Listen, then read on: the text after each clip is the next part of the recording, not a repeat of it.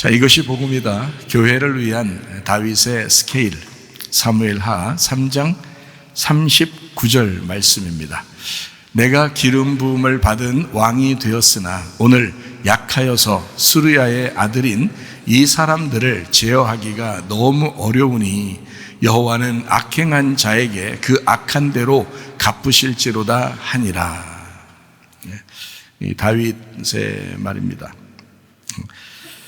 요압하고 경쟁하는 그런 구도. 그러니까 요압은 군대 장관이고요. 지금으로 말하면 국방부 장관입니다. 그리고 이제 다윗이라는 사람은 왕이죠. 근데 이제 국방부 장관이 아무래도 힘이 굉장히 막강하죠. 그러니까 왕이 자기가 왕이면서도 힘이 연약하다.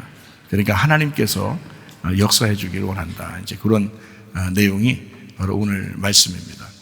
여러분 안에 오늘 우리가 어떻게 사는가? 나는 오늘 성실한가? 나는 오늘 정말 최선을 다해 살고 있는가? 주님 오늘 만나도 괜찮은가? 내 마음은 평안하고 내 마음은 천국을 살고 있는가? 그거 늘 생각하는, 자기 개인의 종말이 언제 올지 모르니까 늘 생각하면서 살면 여러분 아마 헛되게 인생 살지 않을 겁니다. 아마 그 좋은, 그러니까 아주 최선을 다한 하루의 인생을 살아가게 될 거예요. 그런 인생들을 살아가게 된다면요, 늘 자기의 종말을 생각하면서 주님 내가 오늘도 죽겠습니다. 바울이 그러죠. 난 날마다 죽노라 그러잖아요. 그게 천국이에요. 그게 천국. 나는 날마다 죽노라. 그게 천국이라고요. 그거 아무리 얘기해도 지나치지 않아요. 아무리 강조해도 지나치지 않은 얘기예요. 나는 날마다 죽노라. 오늘도 죽겠노라. 그게 천국임을, 그게 부활임을 깨닫는 게 그게 기독교인이거든요. 진정한 기독교인으로 살다가 주님 만나셔야 합니다. 여러분 속에 복음이 있으셔야 합니다. 이사야 53장 5절 말씀, 주님이 찔리심 우리의 허물 때문이고 주님이 상하심은 우리의 죄악 때문이고 주님이 징계를 받음으로 우리가 평화를 누리게 되었고 연합했단 말입니다. 하나가 되었다. 그가 채찍에 맞음으로 우리가 나음을 얻었도다. 이렇게 되어 있습니다.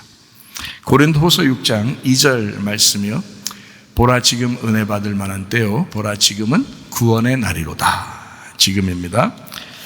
자, 성령으로 예수님께서는 잉태하시고 또 유월절 어린 양으로 이 땅에 오셔서 이제 침례를 받으시면서 우리의 모든 죄를 다 넘겨받으시고, 그리고 광야에 가서서 마귀에게 시험을 받으시고요. 세 가지 모든 시험, 선악과의 모든 죄죠. 먹음직 보암직 탐스럽게 하는 것, 육신의 정욕, 안목의 정욕, 이생의 자랑을 다 이기셨습니다.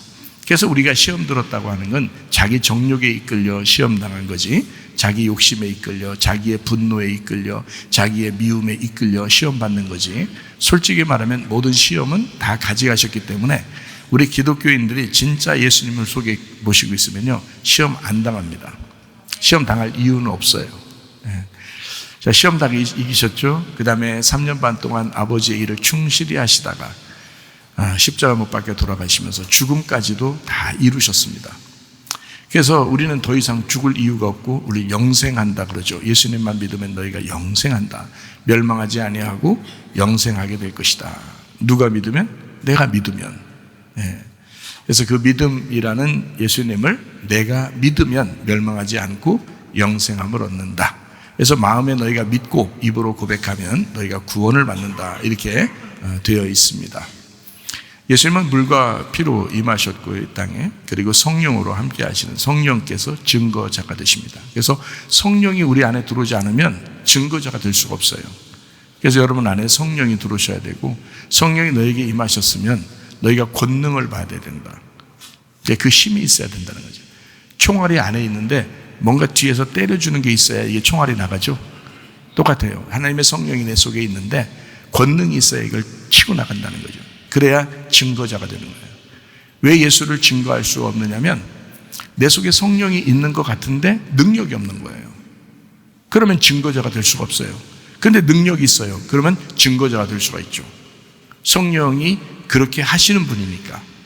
그래서 성령을 받으면 권능을 받고 예루살렘과 온 유대와 사마리아와 땅끝까지 이르러 내 증인 된다. 이렇게 말씀하고 있습니다. 자, 우리 예수 그리스도 이외에는 우리에게 다른 이름을 주신 적이 없다. 사도행전 4장 12절에 말씀하고 있죠.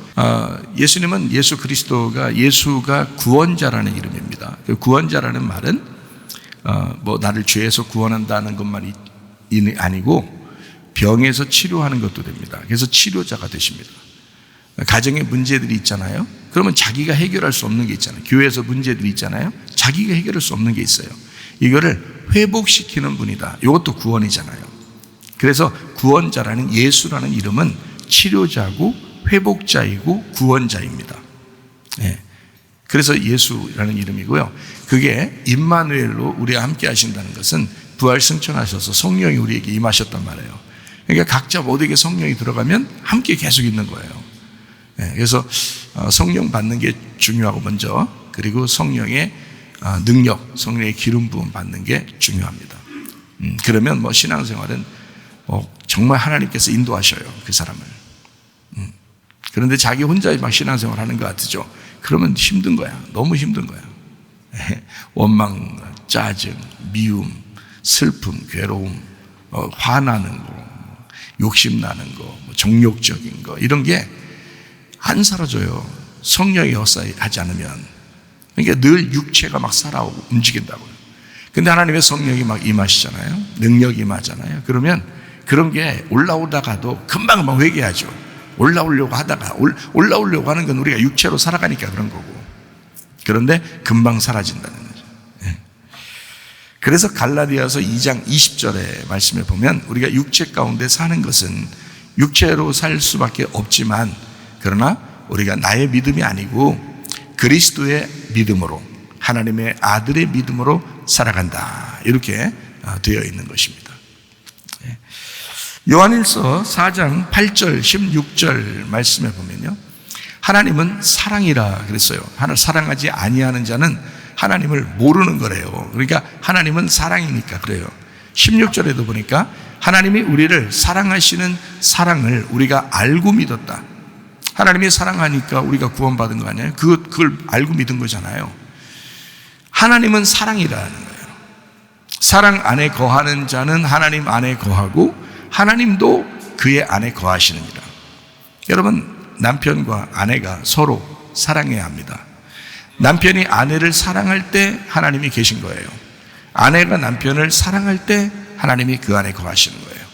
성도가 성도를 사랑할 때 하나님이 그 안에 거하시는 거예요. 가정 얘기만 하다 보면 사람들이 그래 좋아, 내가 우리 남편이니까 우리 아내니까 내가 사랑하고 내가 이렇게 살아야지 하고 그런 결심을 하지만 교회 와서는 남남이라고 생각하는 경우가 상당히 많습니다. 그렇지 않아요. 교회에서도 그럼 하나님은 그럼 집에 갔을 때는 하나님 계신 것 같은데 남편 사랑하고 아내 사랑하니까 그럼 교회 오면은 하나님 안 계신 거예요? 그럼 여기 요한일서 4장 16절의 말씀에 보면 그러면 하나님이 안 계신 거예요? 교회 오면 하나님 안 계신 거예요? 집에 갔을 때는 하나님 계신 거고. 말도 안 되는 소리 좀 하지 마세요. 집에 있으나 교회에 있으나 회사에 가나 학교에 가나 혼자 산에 등산하나 하나님이 거하셔야 돼. 그 말은 당신이 하나님의 사랑이 있느냐, 요걸 보면 알아요. 하나님이 계신지 안 계신지. 하나님이 어디에는 있고 어디에는 없어요. 말도 안 되는 소리죠. 하나님이 계시면 항상 계셔야지. 사랑하지 않으면 하나님 안 계신다고 나와 있잖아요, 성경에. 그럼 적어도 이 말씀을 따라서 아멘, 내가 이렇게 살아야 되겠다라고 결심하는 게 회개고, 그렇게 실천하는 게 회개잖아요. 그렇게 생각을 바꾸는 게 회개잖아요. 그러니까 그렇게 해보는 거예요. 뭐가 어렵습니까? 사실은 생각을 바꾸는 게 회개인데. 그리고 이제 말을 하는 거예요. 내가 뭔가 좀 걸림이 있었는데 미안하다고. 뭐 이렇게 하면 끝나는 문제들 아니에요? 그걸 또 안 받아들이면 그 사람이 잘못이지 뭐 어떻게 하기는 우리가 해야지 뭐. 그렇잖아요? 받아들이고 누가 얘기하거들랑 받아들이고 누가 받아들이든 안 받아들이든 얘기는 해야 되고 그렇잖아요? 그래서 서로 교회에서도 하나가 되셔야 하고, 사랑은 하나를 만들어요. 사랑은 평안을 만든다고, 연합을 만든다고요. 남편과 아내도 하나를 만들어요. 부모와 자녀도 하나를 만들어요. 그게 하나님이시라고요. 자꾸 분리가 되고 싸우고 미워하고 싫어하고 이거는 마귀가 들어간 거지. 그 속에 하나님이 지금 빠져나간 거예요. 하나님이 뭐 왔다가 또 갔다가 뭐 그러나요? 야, 하나님이 들어와서 진짜 계셨다면 너 그렇게 생각하겠냐? 너 회개시키지 않겠냐? 그렇잖아요. 하나님이 네 속에 계시다면 너 회개시키지 않겠냐? 반드시 하나님이 회개시킬 거다. 하나님 살아있다면. 네 속에 하나님이 죽었는가 보다. 그러니까 진짜 성령 받고 능력 받으면 육체의 생각이 들어오죠. 근데 금방 회개하고 싶어지지. 그렇지 않겠어요? 그게 정상이란 말이에요. 제 정상적인 얘기를 하는 거예요. 비정상적인 얘기하는 거 아니에요. 하나님 안에서는 그게 정상이라고. 서로 가정에서도 하나 돼야 되고 교회에서도 하나 되셔야 되는 거야. 당신의 하나님은 죽었냐 이거야. 교회 오면. 당신의 하나님은 교회 오면은 없어졌냐 이거야. 교회만 오면 자고 있냐 이거야. 하나님은 말이 안 되는 소리를 하고 있나. 당신 속에 사랑이 없다 이거야. 당신 속에 하나님이 안 계시다 이거야. 사랑의 하나님이 안 계시면 미움의 하나님이라고 하는 신, 미움의 신이 있다는 건데 미움의 신은 사탄이야. 그럼 당신 속에 사탄 들어있네. 미움의 신, 분열의 신, 이거 다 사탄 아니에요? 그 귀신 아니에요? 당신 속에 귀신 들어가 있네. 하나님의 신은, 하나님이라고 하는 건 성령은 화합시키는 거라고요. 연합을 시키는 거라고요. 서로 하나 되게 만드는 거라고요. 하나님의 사랑하는 거라고요. 사랑으로 만드는 거라고요. 평안을 주는 거라고요. 천국을 주는 거라고요. 제가 조업하고 그러면 우리 집사람이 그래요. 나 조업한 것 같은데 요즘 며칠 조업한 것 같은데 내가 좀 뭔가 불안한 것 같은데 그렇게 내가 얘기를 해요. 그럼 우리 집사람 조업하면 화내는 건데 조업하면 짜증나는 건데 근데 목사님에게 짜증을 안 내요. 화를 안 내요. 조급한지 몰랐네. 아니 내가 좀 조급했어. 약간 며칠 조급한 것 같아. 약간 좀 속에 불안했던 것 같아. 며칠 동안 그렇게 얘기를 했단 말이에요. 근데 물어보더라고. 조급하면 짜증나는 건데 화나는 건데 이상하게 목사님 화를 안 냈다 이 말이야. 이상하다 이거야.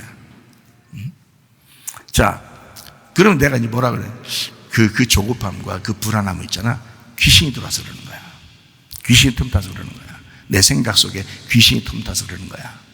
그러니까 나는 아니까 그 귀신에게 날 안 내준다 이거야. 안 내주니까 금방 어떻게 회개하지. 아니까.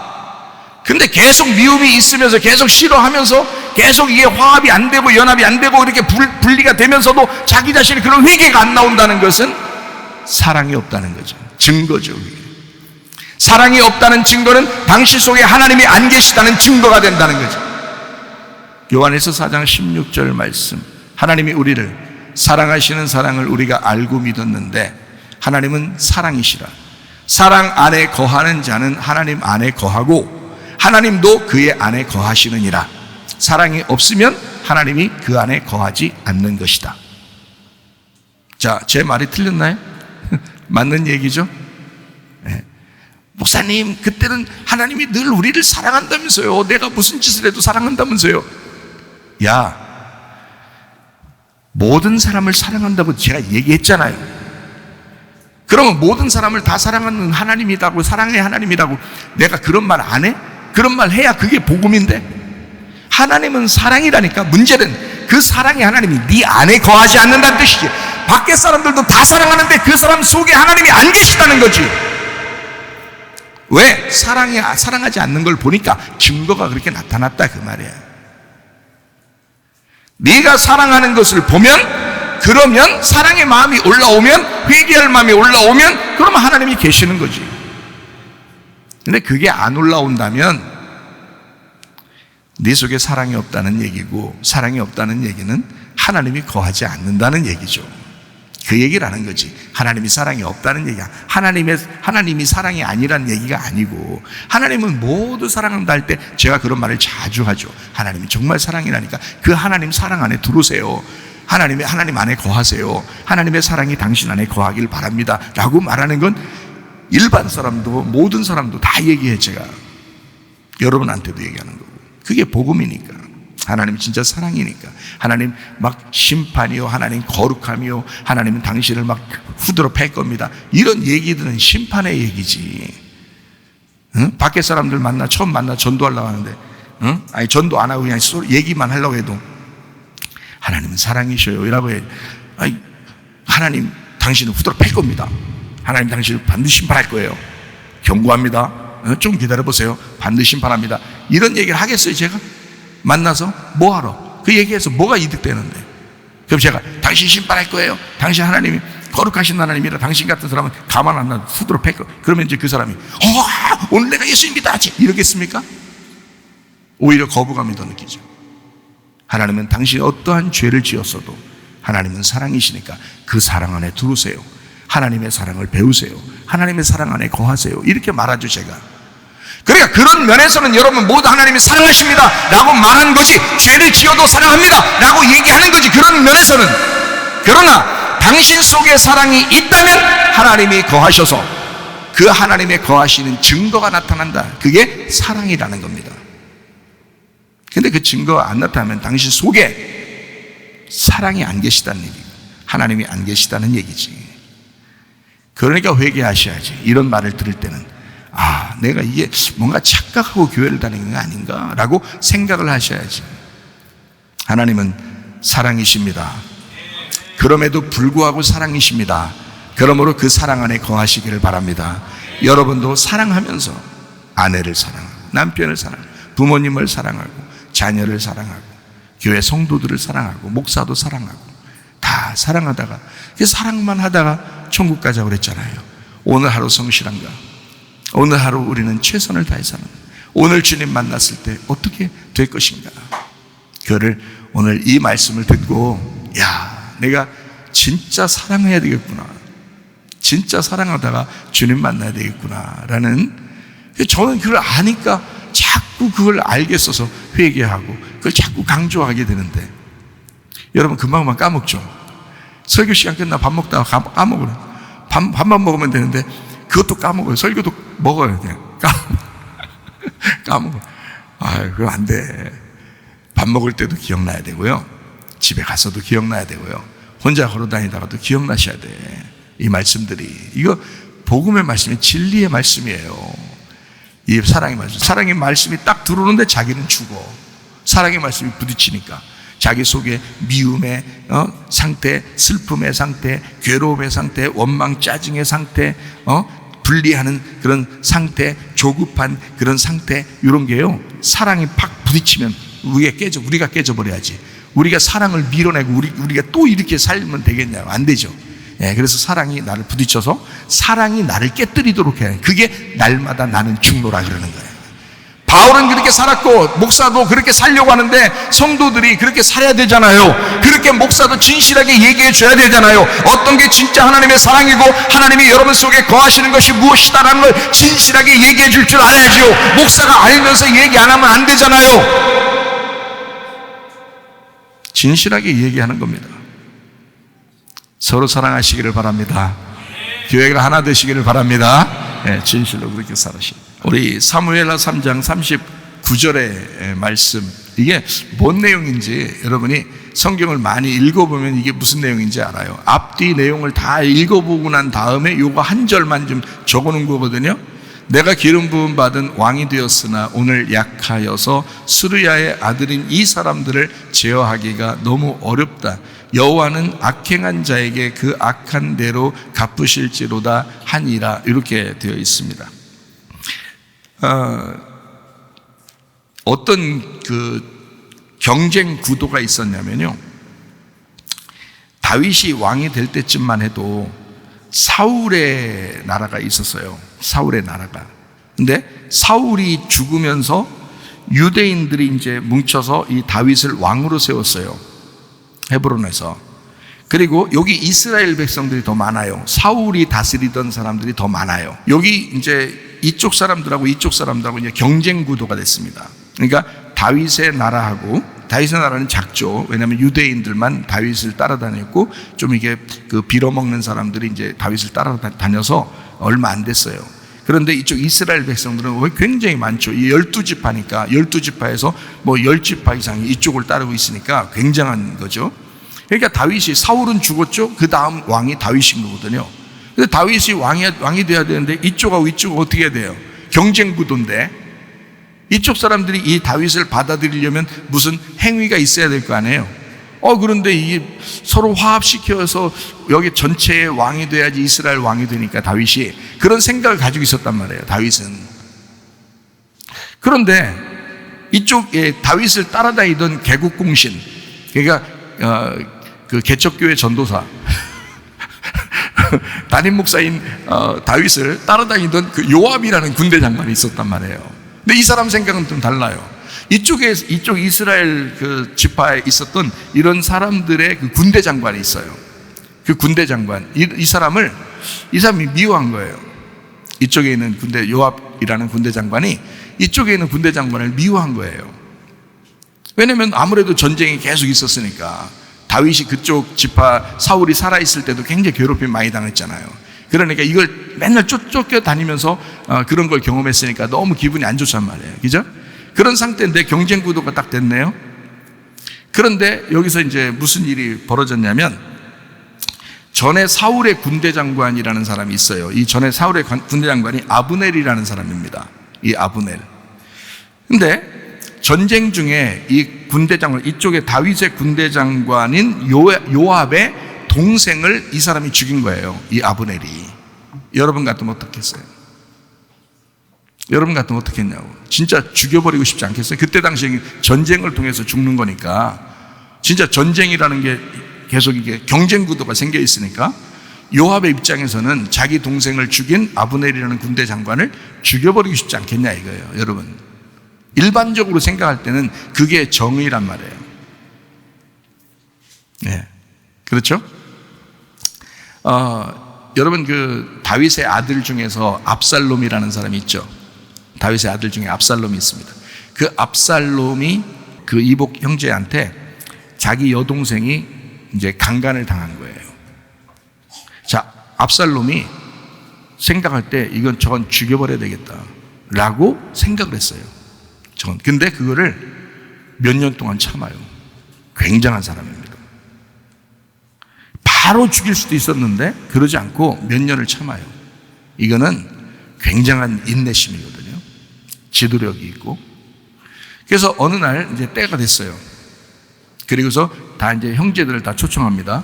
초청해서 잔치를 벌여요. 그리고 자기 여동생을 강간한 그 사람을 죽여버립니다. 거기서. 그리고 난 다음에 이제 다윗이 막 화가 났죠. 그래서 압살롬이 이제 자기 이복 형제를 죽였으니까 이제 딴 데로 갔단 말이에요. 근데 다윗이 한참 만에 이제 또 불러드립니다. 이제 요압은 뭐 이렇게 그걸 뭐 아들인데, 그래도 그것도 아들인데 좀 용서해 주자, 이제 이런 식이었어요. 그런데 이제 뭐 다윗이, 요압이 그렇게 얘기하는데, 요압이라는 사람이 군대 장관인데요, 요압이 뭐 좀 강력하게 얘기를 하면 다윗이 좀 들어주는 편이에요. 뭐 겁도 있고. 그러니까, 왜냐면 군대를 다 다스리니까. 그래서 데려온단 말이에요. 데려와가지고 이제 다윗하고 같이 있었어요. 좀 떨어져 있었겠죠. 떨어져 있었는데 모든 이스라엘 백성들이요, 이 압살롬을 따랐습니다. 여러분, 그래서 다윗이, 압살롬이 반역을 일으켰다 했을 때 다윗이 도망간 겁니다. 왕인데 막 맨발로 도망가요. 왜 그러냐? 압살롬이 그만큼 정의로운 거죠. 압살롬이 죄를 짓고 잘못해서 이복 형제를 죽인 것은 다른 사람들이 볼 때도 이해가 간다는 거죠. 이해가 간다. 그리고 이 압살롬이라는 사람이 워낙 잘생겼어요. 그리고 워낙 뛰어난 리더십을 가지고 있습니다. 그러니까 사람들이 다 압살롬을 따른 거예요. 그래서 다윗이 아버지인데도, 왕인데도 도망간 거예요. 나중에 압살롬 이제 요압이 죽였죠. 요압이 죽였는데 요압은 자기가 또 이 몹쓸 놈의 아들놈의 아버지를 반역해가지고 이렇게 해서 압살롬을 죽이면서 잘했다고 생각했거든요. 그런데 다윗은 안 그랬어요. 그때도 엉엉 웁니다. 엄청 울어요. 왜냐면 그 잘못도 자기로부터 이루어졌다라고 하는 것을 알았기 때문이에요. 다윗은. 그래서 압살롬이라는 이름이 아브샬롬이라는 이름이거든요. 아브샬롬. 그러니까 샬롬이 뭐예요? 솔로몬이죠. 샬롬이 솔로몬. 아브라는 말이 아버지라는 단어거든요. 그러니까 솔로몬의 아버지라는 단어예요. 그러니까 압살롬이라는 솔로몬의 아버지라는 이름은 누구를 얘기하는 거예요? 솔로몬의 아버지가 누구예요 원래? 다윗이잖아요. 그러니까 압살롬을 뭘로 여긴 거예요? 다윗은 자기라고 여긴 거예요. 그러니까 요압이 자기를 죽인 거야. 이해가 되겠어요? 압살롬을 죽였을 때도 다윗은 할 말이 없었지만, 왜냐하면 요압이 너무 힘이 막강하니까 할 말은 없었지만 사실 내 아들 압살롬을 죽인 것도 요압인 거야. 마음이 너무 괴롭지만 요압한테 대들 수는 없는 거예요. 너무 힘이 막강하니까 요압이. 그러면서도 압살롬에 대해서 슬픔을 가집니다. 왜냐하면 압살롬이 다른 사람이 아니라 자기였던 거예요. 다윗은 그렇게 생각했어요. 자, 이제 아시겠어요? 자, 다윗의 마음이 이제 좀 아시겠어요? 자, 요압이라는 사람이 있습니다. 자기 요압이라는 동생이 죽었어요. 아브넬이라는 이스라엘 군대 장관한테 죽었어요. 그러면 요압의 입장에서는 굉장히 정의롭게 이걸 하고 싶었겠죠. 사람들도 그걸 정의라고 생각할 수 있단 말이에요. 그렇죠? 당연한 거다. 이거 나쁜 게 아니다. 자기 동생을 죽였고 적군이란 말이에요. 적군인데 왜 저가 안 죽을 이유가 있느냐라고 생각한 거죠. 요압은요. 근데 다윗의 마음은 그게 아니었다는 말이죠. 문제는. 자, 그 얘기가 오늘 내용이에요. 오늘 내용. 그러니까 여러분이 요압처럼 살 것이냐 아니면 다윗처럼 살 것이냐 여러분이 결정하셔야 합니다. 제가 오늘 여러분에게 띄워드리니까, 여러분에게 요거를 던져드리니까 요압의 스케일로 살 것이냐 아니면 다윗의 스케일로 살 것이냐, 그것이 문제로다. 다윗은 자, 유대인만 생각한 게 아니고 이스라엘 전체를 생각한 겁니다. 자기 혼자만 여기서 작게 왕이 된다는 생각을 한 게 아니고 이스라엘 전체가, 지금 사울 왕이 죽었어요, 이쪽은. 그래서 길 잃은 양이 됐단 말이에요. 길 잃은 양들을 다윗은 가만 두고 볼 수가 없는 거예요. 그래서 다윗은 자기 혼자만 편하게 생각한 게 아니고 전체 교회를 생각한 것입니다. 전체 교회를. 근데 요압은 안 그랬어요. 자기가 전체 생각할 이유가 없어요. 요압은 자기만 생각한 것입니다. 자, 뭔가 좀 다르게 느껴지죠 이제? 무슨 말인가? 예. 다윗도 이쪽 나라의 사울 왕의 나라가 자기한테도 원수예요. 그런데 다윗은 하나가 돼야 된다라고 생각한 거고, 요압이라는 사람은 아니다, 내게 원수는 원수다, 이렇게 생각한 것입니다. 다윗은 그래서 하나님의 뜻을 위하여 자기의 뜻을 포기한 사람이다, 이렇게 보면 되고요. 요압은 자기를 위해서 자기의 뜻을 굽히지 않은 사람이다. 그래서 아브넬을 죽여버린 겁니다. 이미 죽었는데 어떻게 해요? 요압은 힘이 막강하고 다윗은 뭐 어떻게 할 수가 없는 입장이에요. 그래서 하나님 앞에 기도한 것입니다. 하나님, 내가 어떻게 할 수가 없습니다. 내가 나서서 뭘 해결할 수 있는 방법이 없습니다. 요압이 너무 막강합니다. 그러니까 내가 해결할 수 있는 방법이 없습니다. 마음속에 미움을 품고 있던 이 요압이라고 하는 사람은 동생 아사헬의 원수를 갚기 위해서 평화조약을 맺으러 온 아브넬을 다윗 몰래 죽여버렸습니다. 그거를 알게 된 거예요, 다윗이. 자, 이해가 되시겠죠? 무슨 말인가? 자, 요압의 입장에서는 원수는 반드시 죽어야 된다라고 생각했던 겁니다. 자, 다른 말로 바꿀까요? 원수는 반드시 미워해도 된다라고 생각했던 겁니다. 성경에 미워하는 것이 살인이라고 그랬죠. 원수는 반드시 미워해도 된다, 다른 사람들이 나를 이해할 거야 라고 생각했던 겁니다. 요압이라는 사람이. 그러나 다윗은 달랐습니다. 요압의 스케일과 다윗의 스케일이 이렇게 차이 나는 겁니다. 요압은 자기를 위해서 복수하고 원수를 갚는 것을 정의라고 생각했고, 이걸 뭐라고 그래요? 이는 이로, 눈은 눈으로, 뭐 이런 게. 이게 뭐예요, 이게? 율법이죠? 자, 뭘로 생각한 거예요? 상대방을 선악과로 생각한 겁니다. 선악과를 먹어버린 거예요, 요압이. 근데 다윗은 뭐예요? 이스라엘 전체를 다스리는 그 왕권 통치를 위해서 원수도 포용해야 된다라고 생각한 것입니다. 자, 원수를 포용해야 그게 나라도 세울 수 있다라고 생각이 된 거예요.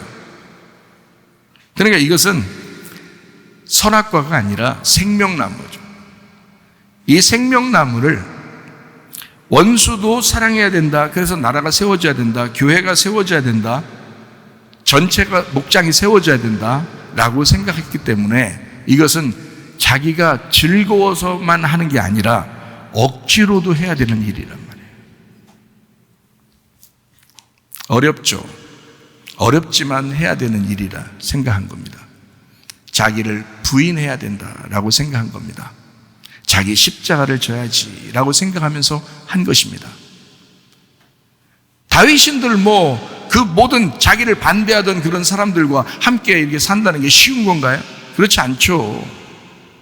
근데 이런 거를 다 같이 포용하고 하나가 돼야 되겠다라고 생각한 다윗하고, 원수는 미워해도 돼. 나를 미워하잖아, 저 사람이. 그러니까 나도 미워해도 돼. 라고 생각하는 사람하고 이건 완전 다른 거잖아요. 다윗하고 요압은 완전 반대 길을 걷는, 하나는 선악과를 걷는 거고 하나는 생명나무 길을 걷는 거란 말이에요. 여러분 어떠시겠습니까? 요압으로 살 겁니까? 아니면 다윗처럼 살다 갈 것입니까? 더 이상 여러분 분리가 있어서는 안 됩니다. 화합하셔야 합니다. 연합하셔야 합니다. 생명을 나누셔야 합니다. 이게 생명의 교회란 말이에요. 제가 잘못 얘기하는 게 아니라고요. 어느 교회든지 이런 이야기를 들으셔야 합니다.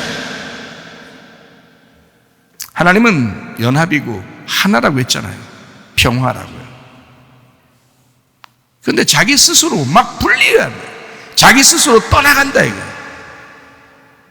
그런 걸 보면서 그래, 저 사람이 떠나가니까, 저 사람이 그냥 분리하자 하니까, 저 사람이 자꾸 자기 마음을 떠나니까 나도 그래, 그러면 그 사람을 그렇게 하는 게, 야, 내비두고 그냥 그렇게 미워하는 게 마땅하다라고 생각할지 모르지만 그런 전체를 생각한 게 아니죠.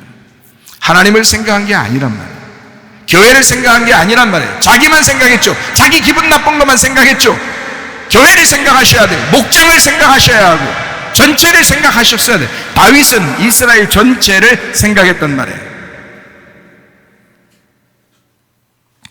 다윗의 그림은 달랐습니다. 큰 그림을 그릴 줄 아는 다윗이었습니다. 그런데 솔로몬 시대를 여는 부활 때에 심판은 날카롭게 이루어집니다. 부활의 예수님이 여러분에게 찾아오시면 심판은 날카롭게 이루어질 것입니다. 성경 한번 찾아보겠어요. 열왕기상 2장 5절 6절입니다. 수르야의 아들 요압이 내게 행한 일, 곧 이스라엘 군대의 두 사령관 넬의 아들 아브넬과 예델의 아들 아마사에게 행한 일을 네가 알거니와 그가 그들을 죽여 태평시대에 하나로 만들려고 했는데 미워해서 죽였다는 거예요. 태평시대에 전쟁의 피를 흘리고 전쟁의 피를 자기의 허리에 띤 띠와 발에 신은 신에 묻혔으니 네 지혜대로 행하여 그의 백발이 평안히 스올에 내려가지 못하게 죽여버려라, 이렇게 말하는 겁니다. 다윗이 솔로몬에게 유언한 장면입니다. 다윗이 솔로몬에게 나는 힘이 없어서 그때 당시에 심판할 수 없었다. 그리고 나는 연합이 필요했다. 그리고 이 태평시대에 너에게 이 모든 나라를 너에게 넘겨준다. 이제 심판의 날이 왔다. 그 사람은 살려두면 안 된다. 그건 죽여야 된다. 이런 말입니다. 어떠시겠어요? 무섭지 않습니까? 하나님의 말씀에 나와 있는 말씀, 요압은 반드시 죽여라. 여러분 속에 요압이 있습니까? 여러분 속에는 요압을 반드시 죽이시기 바랍니다. 그게 선악과예요. 그게 당신을 속이는 거라고. 여러분은 자기를 부인하고 십자가를 졌어야 된다고. 이해가 되시겠어요? 사실로 보면 요압이 정의롭게 느껴집니다. 근데 진실함으로 보면, 아멘으로 보면, 아멘으로 요압을 보면 원수가 되는 것입니다. 사실과 진실은 그래서 다르다. 살다 보면 불편한 사람이 생기기 마련입니다. 사실상 그렇죠. 살다 보면 불편한 사람들이 생기기 마련이에요. 그게 사실은 그렇단 말이에요. 시어머니하고 며느리 관계도 그럴 수 있고요. 부모 자녀 간에도, 남편 아내 관계도, 또 성도들 관계도, 목사하고 성도 관계도 사실적으로 보면 불편한 관계가 있을 수 있습니다. 그렇잖아요? 그 사실로 보면 내 잘못보다는 상대방의 잘못이 보이기 시작하죠. 저 사람이 저랬기 때문에 내가 그런 거지. 내가 그랬기 때문에 저 사람이 그러진 않았을 거야. 내 잘못은 별로 없는데 저 사람이 그렇게 살고 있는 거야 라고 자꾸 상대방이 보이기 시작해요. 그게요, 어렵습니다. 그래서 내가 미워하는 게 당연하지 않을까?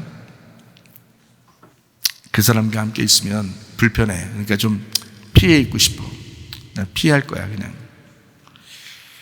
살다 보면 병이 생기기도 합니다. 사실은 유전 때문에, 자기 잘못 때문에 병이 납니다. 맞죠? 질병이 생기는 것을 근데 당연하게 여깁니다. 사람들이 생각할 때요. 살다 보면 병이 생기기도 하고, 살다 보면 교회에 나와서 하나님을 위해서 충성하게도 되고, 어떨 때는 시험에 들기도 하고 그렇습니다. 교회 나오게 되면 11조나 헌금을 내게 됩니다. 회비를 내듯이 율법적으로 내는 사람들도 있습니다. 또 살다 보면 짜증나는 일들이 한두 가지가 아닙니다. 이럴 때 여러분 어떻게 했으면 좋겠습니까? 이럴 때는요, 진리로 살아야 합니다. 진리로. 진리라는 게 뭐냐면 사실은 그렇지만 그 사실대로 살면 힘들죠. 근데요, 진리로 사는 거야. 그 진리로 산다는 것은, 그래, 내 뜻은 그렇지만 하나님이 원하신다면, 하나님의 뜻이 그렇다면 그 진리로 내가 억지로라도 따라가야지, 억지로라도 내가 그 일을 한번 해봐야지 라고 살아가는 게 진리로 살아가는 거예요. 사실대로 움직이는 대로, 생각나는 대로 그냥 사는 게 아니라, 진리가 그렇다면, 말씀이 그렇다면 내가 그대로 한번 살아봐야지. 그게 진리를 따라가는 거라고요. 힘들지만 어렵지만 억지로라도 내가 따라가야지. 이게 진리를 따라가는 사람들이라고요. 여러분, 사실대로 따라가겠습니까? 진리로 말씀을 듣고 그대로 따라가려고 하시겠습니까? 어떻게 여러분 선택도 여러분입니다. 자유니까. 억지로라는 말이 앙갈리오라는 단어입니다. 헬라어로요. 앙갈리오. 이게 무슨 뜻이냐면 시중 들게 하다라는 단어고요. 억지로 가게 하다라는 말이고요. 강제로 봉사하게 하다라는 단어입니다. 이게요. 자, 이 단어가 어디에 나와 있는지 한번 볼까요? 자, 마태복음 5장 41절 말씀입니다. 또 누구든지 너로 억지로 오리를 가게 하거든 그 사람과 야 심리 그냥 동행해라. 응? 억지로 왜 못하냐 그거. 억지로 우리도 가자 하는데 그러면 좀 더 나서서 심리까지도 같이 가져라. 응? 율법적으로 억지로 이렇게 해야 된다 그러면 너 은혜로 그냥 네 마음속에 은혜로 더 해줘. 응? 그런 말이에요. 또 하나 찾아볼까요? 마태복음 27장 32절 말씀입니다. 나가다가 시몬이라는 구레네 사람을 만나매 그에게 예수의 십자가를 억지로 지워 가게 하였더라. 억지로 십자가 진 사람이 구레네 사람 시몬입니다. 마가복음 15장 21절 말씀이에요. 마침 알렉산더와 루포의 아버지인 구레네 사람 시몬, 여긴 지금 누구 아버지까지 다 나와 있어요. 루포의 아버지인 구레네 사람 시몬이 시골로부터 와서 지나가는데 그들이 그를 억지로 같이 가게 하여 예수의 십자가를 지고, 이렇게 된 사람도 있어요. 이거 진짜 잘못 걸려든 사람인데요, 그 억지로 살게 된 겁니다. 억지로 십자가 지고 간 거예요, 이 사람이요. 자, 여러분, 배고프면 어떻게 해요? 그냥 먹지 말을까요? 배고픈데? 배고프면 어떻게 해요? 먹어야 되겠죠? 네. 억지로 먹어야 됩니다. 어떨 때는 막 몸이 아프죠? 감기 걸리고 아프면 밥맛이 있어요, 없어요? 없죠? 그래도 죽이라도 먹으라 하고 자꾸 막 먹이려고 그러고, 애들이 아파가지고 나 먹기 싫어, 아무것도 먹기 싫어, 그래도 자꾸 먹으라고 하고 막 그러죠? 왜 그래요? 여러분, 얘가 먹기 싫다는데? 왜 그래요? 억지로라도 먹어야 되니까. 그래야 사니까 그러는 거예요. 그런 건 잘 알면서 왜 억지로 하나님 말씀 안 따르냐 이 말이에요. 네? 그런 건 다 알면서 왜 억지로라도 하나님의 말씀이 진리라면 그 진리를 따라야 되는 거 아닙니까? 근데 왜 진리라는 말씀을 안 따르고 억지로 밥은 먹냐 이거야. 말이 안 되잖아요. 살기 위해서 억지로 어떻게 해요? 숨 안 쉬어지면 그냥 내비둬, 야 숨 쉬지 말자. 그래요? 아니면 억지로도 숨 쉬어야 돼요? 억지로도 가슴을 때려가면서도 숨 안 쉬어지면 가슴을 때려가면서도 막 숨을 쉬려고 한다고요. 건강하기 위해서 억지로 걸어 다녀야죠. 걸으면 건강하다 그러니까 억지로라도 걸어야 돼. 힘들어도 걸어야 돼. 그런 건 알면서 근데 진짜 진리를 따라가는 건 왜 모르는 척 하냐 이 말이야. 말도 안 되는 소리죠.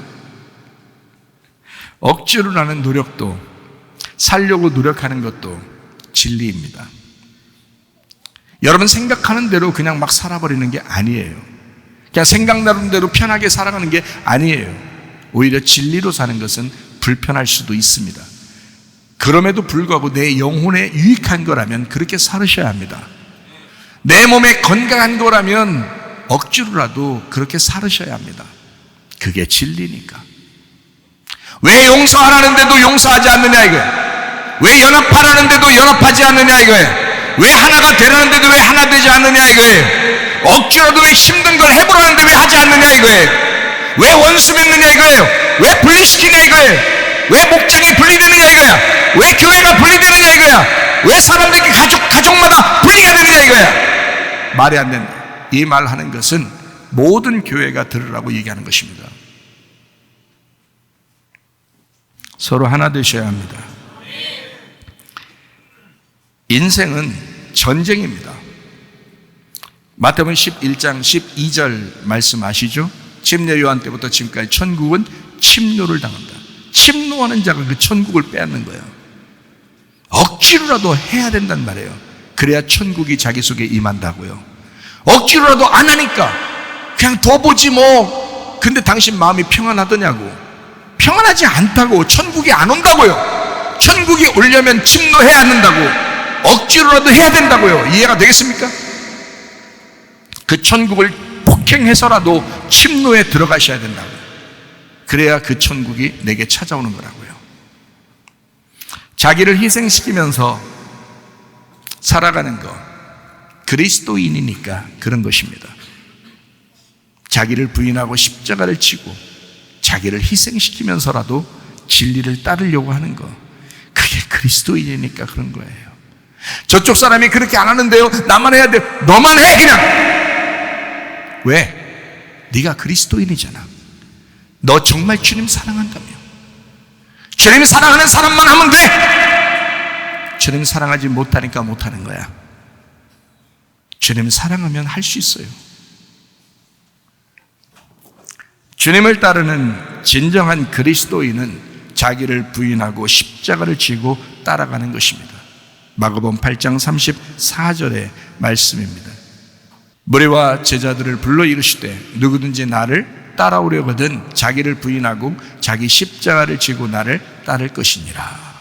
성경이 아무리 많이 이야기하면 뭐예요? 설교를 아무리 많이 이 얘기를 하면 뭐예요? 내가 죽는 것이 천국이야. 자기를 부인해야 돼, 십자가를 져야 돼 라고 그렇게 아무리 말하면 뭐예요? 자기가 안 하는데. 응? 자기는 그냥 사실대로만 살려고 하는데, 미우니까 내가 미워하죠? 내 잘못이 뭐가 있어요? 그래, 그 사람이 더 잘못했다고 쳐. 네가 그렇게 생각하는 너 같은 놈은 너 더 잘못이야. 넌 진리를 몰랐잖아. 넌 진리를 깨닫지 못했잖아. 너 진리대로 살려고 하지 않았잖아. 지금 제가 얘기하는 것은 사실로 살지 말고 진리로 살으란 말이에요. 진리로, 억지로라도 힘들어도 그렇게 살으란 말이에요. 그게 진짜 그리스도인이니까. 진정한 그리스도인. 자, 결과는 반드시 좋게 나타날 것입니다. 진리로 살게 되면 결과는 반드시 좋게 나타나요. 사실로 살면 결과는 좋지 않습니다. 예. 그런데요, 진리로 살게 되면 결과는 반드시 좋게 나타납니다. 예. 로마서 16장 13절 말씀이죠. 주 안에서 택하심을 입은 루포와 그의 어머니에게 문안하라. 그의 어머니는 곧 내 어머니니라. 바울이 한 얘기입니다. 루포라는 구레네 사람 시몬의 아들이, 루포가 바울의 형제가 되었습니다. 초대교회. 그리고 루포의 어머니, 구레네 사람 시몬의 아내가 바울의 어머니가 되었습니다. 바울의 그 가족력에 대해서 성경은 기록이 별로 안 돼 있습니다. 그런데 바울이 생각하는 자기 형제, 바울이 생각하는 자기 어머니라고 딱 규정해서 나온 사람은 이 사람이에요. 자, 어때요? 억지로 구레네 사람 시몬이 십자가를 지었는데 결과는 어떻게 됐어요? 놀랍게 나타났습니다. 초대교회에 엄청난 기독교인들이 되었어요.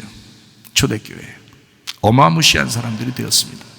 얼마나 훌륭한 그리스도인이면 바울이 자기 어머니라고 했겠다. 얼마나 훌륭한 사람이었으면 바울이 자기 형제라고 했겠나. 루포 그리고 그의 어머니가 놀라운 초대교회 사람이 되었습니다. 결과는 반드시 좋게 나타난다.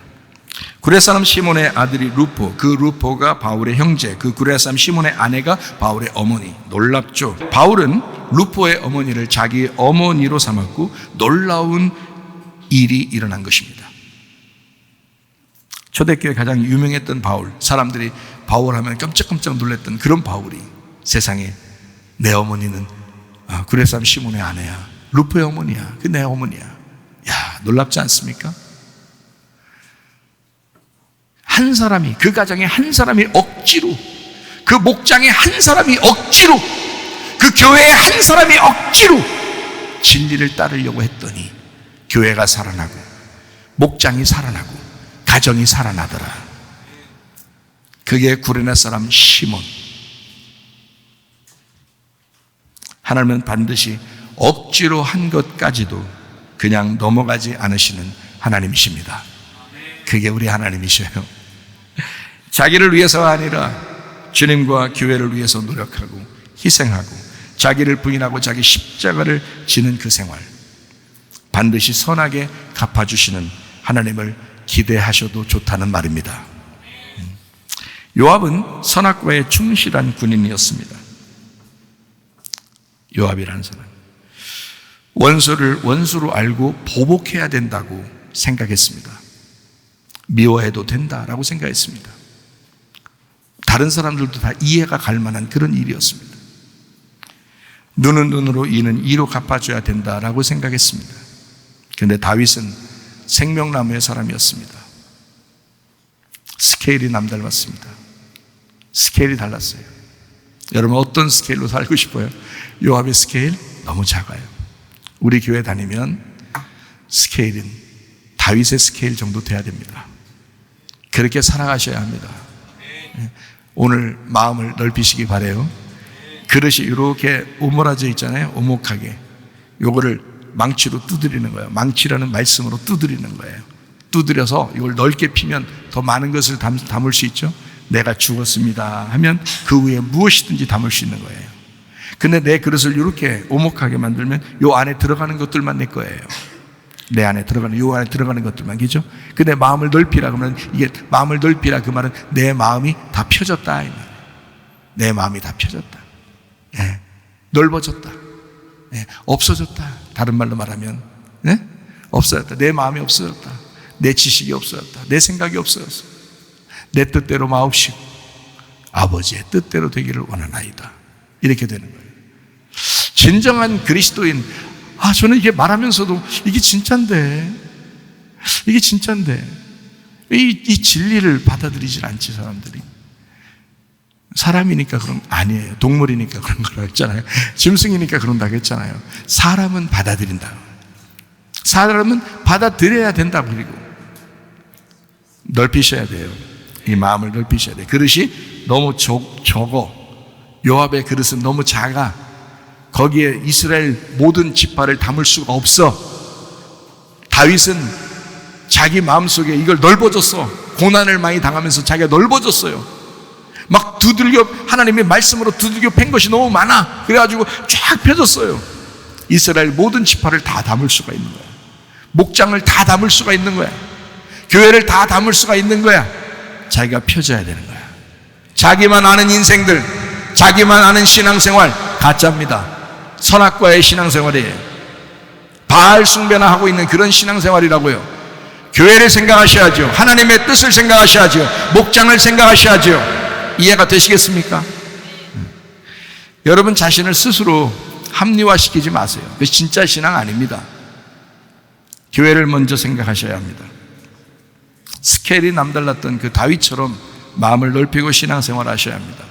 사무엘하 3장 39절 말씀이요. 내가 기름 부음 받은 왕이 되었으나 오늘 약하여서 스루야의 아들인 이 사람들을 제어하기가 너무 어렵다. 여호와는 악행한 자에게 그 악한 대로 갚으실지로다 하니라. 이 말이 뭐냐면요, 이게 다윗이 승질 나가지고 저 요압 한번 하나님 후레쉬 해주세요 이런 말 아니에요. 그런 말 아닙니다. 여러분 생각할 때 그래 내가 후레쉬면 안 되지만 또 힘도 없지만 하나님이 후레쉬면 속 시원하겠다 이렇게 생각할지 모르지만 하나님은 그런 하나님 아니시라 그랬죠. 그런 하나님 아닙니다. 여기서 말하는 것은 여호와가 갚으실지로다. 갚으실지로다라는 단어가요 샬람입니다. 샬람이라는 단어가 안전하다, 보답하다, 완성하다, 평안하다, 회복시키다 라는 단어예요.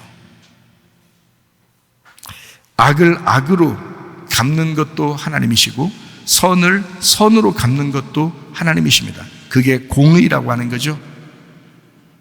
하나님에게 공을 드렸단 말이에요. 공의, 하나님에게 공을 드렸어. 하나님, 내가 못하겠어요. 하나님의 뜻대로 해주세요. 평안, 완전, 하나님 평안하게 해주세요. 완전하게 해주세요. 하나님의 심판으로 심판해 주세요. 그 말은요, 인간의 심판이 아니니까. 인간의 심판은 어떻게 해요? 눈은 눈으로, 이는 이로 아주 그냥 잔인하게 선악과를 먹으면서 심판하는 걸 인간의 심판이라고 한다면 하나님의 심판은 그렇지 않겠죠. 그래서 하나님에게 돌리는 겁니다. 하나님이 갚아주세요. 근데 그 갚아주세요는 단어가 샬람, 샬롬, 솔로몬이란 단어예요. 샬람, 하나님이 완전하시잖아요. 하나님이 평안이잖아요. 하나님이 연합이시잖아요. 하나님이 안전하신 거잖아요. 하나님이 보답하시는 분이시잖아요. 내가 힘들지만, 내가 어렵지만, 내가 약하지만 하나님이 갚아주시면 좋겠어요. 하나님은 그런 하나님이시잖아요. 이런 말이에요. 진짜 그 자리에서 후레쉬를 달라는 얘기가 아닙니다. 하나님이 아시지 않습니까? 내 마음을 아시지 않습니까? 하나님, 내 마음이 얼마나 하나님에게 향해 있는지, 모든 사람에게 교회에 향해 있는지, 목장 전체에 내가 그 마음이 향해 있는지, 우리 가정 전체에 향해 있는지 주님은 아시잖아요. 다윗의 마음은 그런 스케일을 가진 마음이었습니다. 그래서 이 말을 한 거예요. 하나님이 갚으실지로다. 하나님 샬람 해주세요. 샬람 해주세요. 하나님의 회복을 원합니다. 하나님의 회복을 원합니다. 그게 다윗의 마음이었다. 그 진실한 마음. 교회를 생각하는 그 스케일을 가지고 있던 다윗의 마음, 원수를 원수로 생각하지 않고 이스라엘 나라를 생각한 사람 다윗, 교회를 위해서 나 자신을 희생하는 사람, 목장을 위해서 나 자신을 희생하는 사람, 기독학교를 위해서 나 자신을 희생하는 사람, 자기를 잃어버려도 교회를 얻는 그 사랑의 사람, 자기는 잃어버려도 목장을 얻어야 되겠다라는 그 사랑의 사람, 자기는 잃어버려도 성문 기독학교는 살아남아야 된다라는 그런 사람, 그게 다윗의 마음이었다고요. 다윗처럼 모두를 품을 줄 아는 사람이 되셔야 합니다. 주님을 사랑하면 교회를 생각하게 됩니다. 주님을 사랑하면 목장을 먼저 생각하게 됩니다. 주님을 사랑하게 되면 성문 기독학교를 먼저 생각하게 됩니다. 주님을 사랑하면 아멘합니다. 그 말씀에 그렇습니다. 동의합니다. 하나님, 내가 그렇게 생각하기를 원합니다. 내가 그렇게 하겠습니다. 그 진리대로 따르겠습니다. 사실은 힘들지만 하나님, 내가 그 진리대로 따르겠습니다. 주님을 사랑하게 되면 헌금도 합니다. 주님을 사랑하니까. 율법으로 하는 게 아닙니다. 헌금을 율법으로 하는 게 아니라 사랑하니까 하는 거예요. 사랑하니까 선물하는 거예요. 주님을 사랑하니까. 주님을 사랑하면 기도와 말씀을 기뻐합니다. 주님을 사랑하면 교회와 하나 되어 살고 싶어 합니다. 주님의 나라를 사랑했던 다윗을 들어서 하나님은 그의 아들 솔로몬이 성전을 지켜야 합니다. 하나님의 집을, 이 땅에 하나님의 집을 지켜야 합니다. 솔로몬 성전에는 수많은 헌금이 들어갔습니다. 그때 어떻게 헌금하신지 아십니까? 기쁨으로 헌금하고 성전을 세웠습니다. 왜요? 주님을 사랑하는 다윗이 있었기 때문입니다. 주님을 사랑하는 솔로몬이 있었기 때문입니다. 역대상 29장 6절부터 9절입니다. 이에 모든 가문의 지도자들과 이스라엘 모든 지파의 지도자들과 천부장과 백부장과 왕의 사무관이 다 즐거이 들이되 하나님의 성전 공사를 위하여 금 5천 달란트와 금 10,000다리, 은 10,000달란트와 놋 18,000달란트와 철 100,000달란트를 드리고 보석을 가진 모든 사람은 게르손 사람 여히엘의 손에 맡겨 여호와의 성전 곳간에 드렸더라. 백성들은 자원하여 드렸으므로 기뻐하였으니 곧 그들이 성심으로 여호와께 자원하여 드렸으므로 다윗 왕도 심히 기뻐하니라. 이 모든 헌금 때문에 성전이 세워졌습니다. 하나님의 집이. 자기를 먼저 생각하지 않는, 교회를 먼저 생각한, 하나님을 먼저 생각한 사람들의 헌신이었습니다. 주님을 사랑하는 다윗과 솔로몬과 그의 백성들의 작품이었습니다. 하나님을 사랑하면 무엇이라도 하게 됩니다.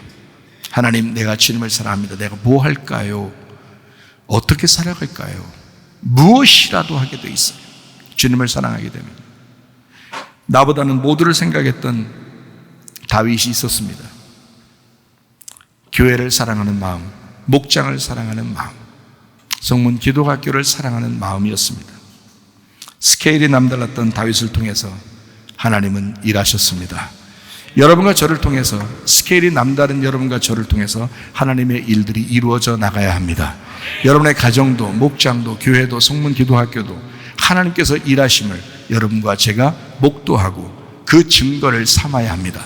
이 땅에, 지금 쓰러져가는 이 땅에서 여러분의 자녀들을 세울 그런 학교가 필요합니다. 이 땅에 쓰러져가는 이 가정들의, 여러분의 가정, 믿음 있는 가정이 필요합니다. 이 땅에 쓰러져가는 그런 교회에 여러분, 우리 교회가 세워져가는, 부활의 영광된 그런 교회로 세워져가는 그런 교회가 필요합니다. 여러분, 이런 진실한 교회, 그 진리를 향하여 함께 힘을 모아서 연합하는 그 주님, 다윗의 스케일처럼 하나님의 집이 우리 가정에 세워지길 원하고, 하나님의 집이 우리 교회에, 우리의 목장에, 또 내 마음 안에 하나님의 집이 세워지기를 소원합니다. 하나님 뜻대로 하시옵소서. 내가 다윗의 스케일을 본받아 하나님 다윗처럼 그 마음 가지고 하나님을 사랑하는 마음으로 살다가 주님 만나기를 소원합니다. 교회를 교회되게, 예배를 예배되게, 우리 사용하소서. 신청한 부흥의 날 오늘이와도 우리 사용하소서. 우리 한번 기도하겠습니다. 우리 하나님 아버지, 먼저 나 자신이 죽기를 원합니다. 나를 포기하고 예수 그리스도의 교회가 세워지기를 원하며, 내가 죽고 우리 가정이 세워지기를 원합니다. 믿음이 세워지게 하옵소서. 기도합니다.